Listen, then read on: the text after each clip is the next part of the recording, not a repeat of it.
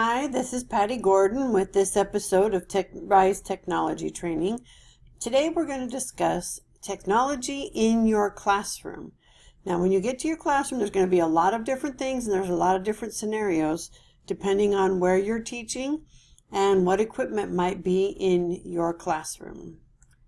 For your teacher device, you may end up with a desktop computer in your classroom, but more than likely, Pasadena has been migrating to laptops. So you might have a laptop with a docking station, and that way this laptop can be taken to meetings, it can be taken at home to be used for virtual school.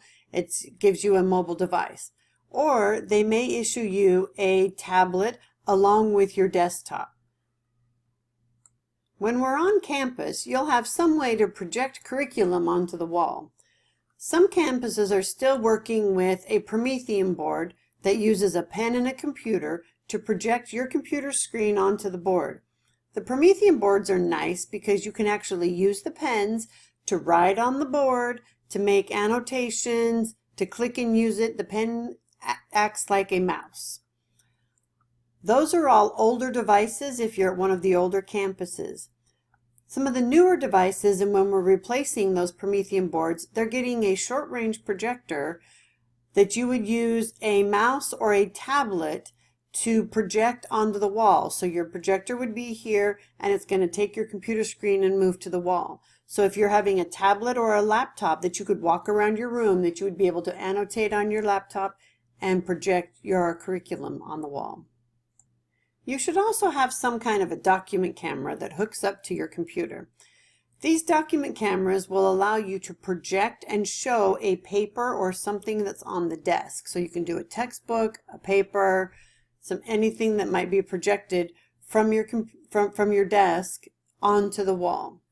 So projectors come in different kinds. You might have an AverVision type, you might have a Promethean style, or some other model that is projected. Now, these document cameras during virtual education might be useful if you bring that document camera home with you, hook it up to your device at home while doing virtual learning, and that way you can slide papers or notes if you're doing math problems, that you can annotate and model taking notes underneath the document camera.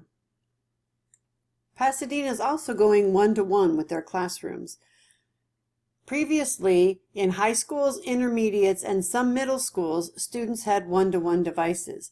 Now, with virtual school being an option, all students are getting Chromebooks. So each student will be issued a device that they will be able to take home and use in virtual school, or they will have it on campus with them to be using in your curriculum during class times. Some campuses are using laptop carts or computers on wheels. Sometimes they call that a COW, computer on wheels. So some campuses are using this if you are on campus in-person instruction. So there could be a certain number of computers that are in a cart that can be wheeled from classroom to classroom. Elementaries generally had one cart per grade level. Middle schools had several carts. They might have had a cart for math and science because their textbooks were housed on there. And some of those campuses you would be able to sign out a cart. So you would get a cart of 24 to 32 machines that you could bring to your classroom to use for laptops.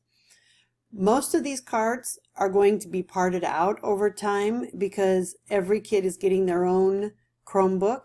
And so you may or may not have the option of using a laptop cart while you are on campus. Some campuses still have smaller workstations. So you might have 3 to 5 computers sitting on a table, on a wall, a cart in the back of the room that you can use, and you would rotate your students around. So kids could work either in pairs, small groups, work one at a time, that you would be able to send a few students at a time to these workstations. It's a great way to use blended learning. So some kids are working on technology applications while during centers another group is working on a paper assignment. Some group might be reading the textbook. Some groups might be meeting with the teacher in small group instruction. So using stations and centers with laptops can be a big help in managing your classroom. And when you get on campus, some campuses have labs or computers in their library that are there for you to use. So generally, if it's in a lab, you might have to sign up and reserve your lab time.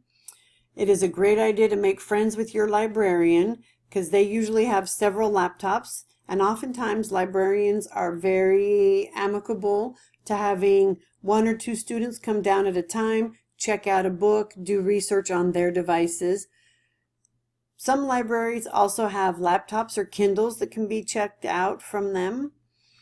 You should also make friends with your tech liaison on campus. Every campus has a technology liaison that is there to help you through some of your technology needs. So they would be able to have like usernames and passwords ideas.